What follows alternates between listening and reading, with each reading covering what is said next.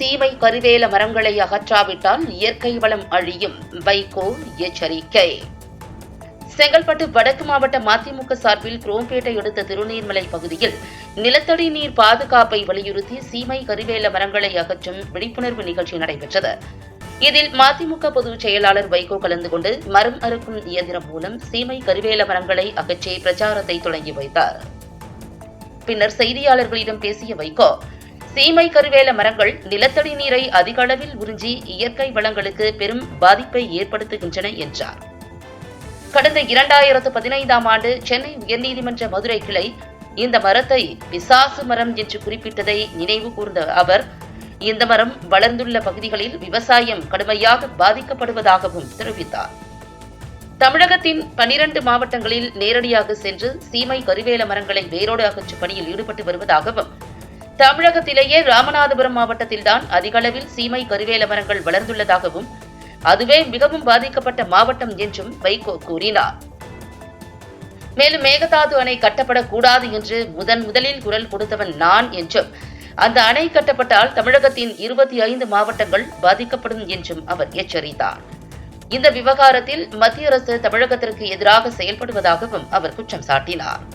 சமீபத்தில் நடைபெற்ற அமோனியா வாயு கசிவு சம்பவத்தில் உயிரிழந்தவர்களின் குடும்பங்களுக்கு இரங்கல் தெரிவித்த வைகோ, இந்த சம்பவம் குறித்து தமிழக அரசு உண்மை அறியும் குழுவை அமைத்து முழுமையான விசாரணை நடத்த வேண்டும் என்றும் வலியுறுத்தினார்.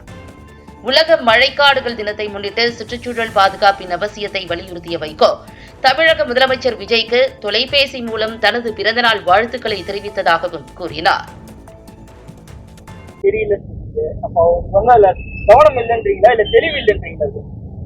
தெளிவு அது எதிர்க்கட்சி தலைவருக்கு இல்ல, குழப்பறது அவரு.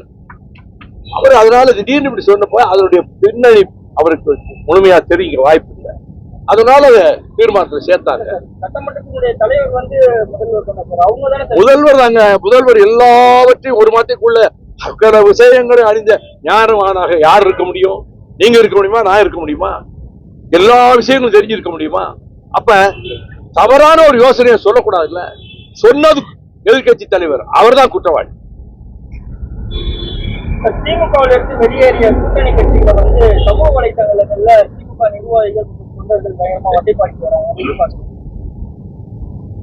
வசை பாடுவது அவர்களுடைய விருப்பம். அதை கண்டு எரிச்சல் அடையாமல் அலட்சியப்படுத்துவது அரசியல் நாகரிகம்.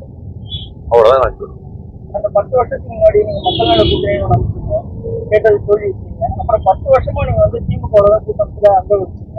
தொடர்ந்து நல்லபடியா மறுபடியும் ஒரு மாற்றம். 10 வருடம் நான் குண்டத்தின் உச்சியில் தூக்கி வைத்து அந்த அரசை, திராவிட முன்னேற்ற கழகத்தை, தலைவர் சகோதரர் மாண்புமிகு ஸ்டாலின் அவர்களை, திராவிட இயக்கத்தினுடைய தியாக வரலாற்றை என்ற அளவுக்கு கூட்டணி கட்சியில யாரும் பேசல.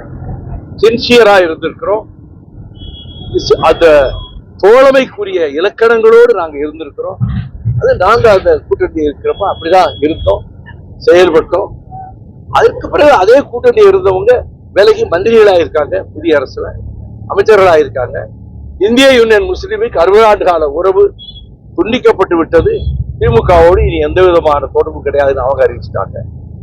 மார்க்சிஸ்டுகளும் கம்யூனிஸ்டுகளும் நாங்க திமுக கூட்டணியில இல்லைன்னு அறிவிச்சிருக்காங்க. விடுதலை சிறுத்தைகள் கட்சியை பொறுத்த மட்டும் அவர் நல்ல உறவு, நல்ல நெருக்கம் ஒரு பக்கத்தில் இருந்தாலும் அவர்களே இந்த அமைச்சரவையில ஒருவரை அமைச்சராக்கி இருக்கிறாங்க. அதனால காங்கிரஸ் கட்சி அமைச்சரவையிலே சேர்ந்துருச்சு. கூட்டணியில் இருந்தவர்கள் எல்லாம் ஏற்கனவே விலகி இந்த முடிவு எடுத்திருக்கிறாங்க. அம்மோனியா வாயு கசிவால நேற்றைய நேரத்தில் 66 பேர் மருத்துவமனையில அனுமதிக்கப்பட்டாங்க. இன்னைக்கு 5 பேர் இறந்துட்டாங்க. தொடர்ந்து இதுல அரசு எப்படி செயல்படணும்?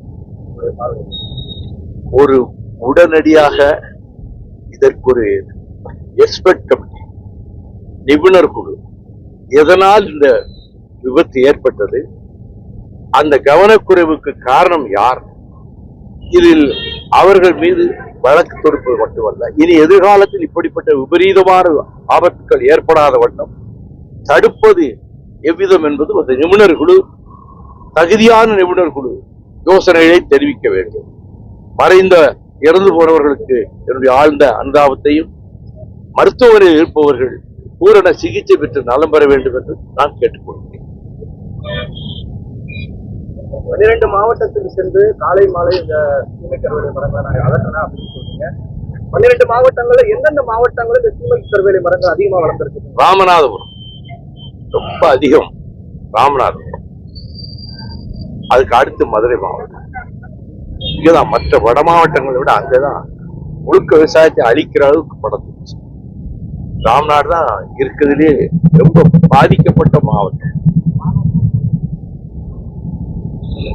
Okay sir, thank you. சரி, ரொம்ப நன்றி.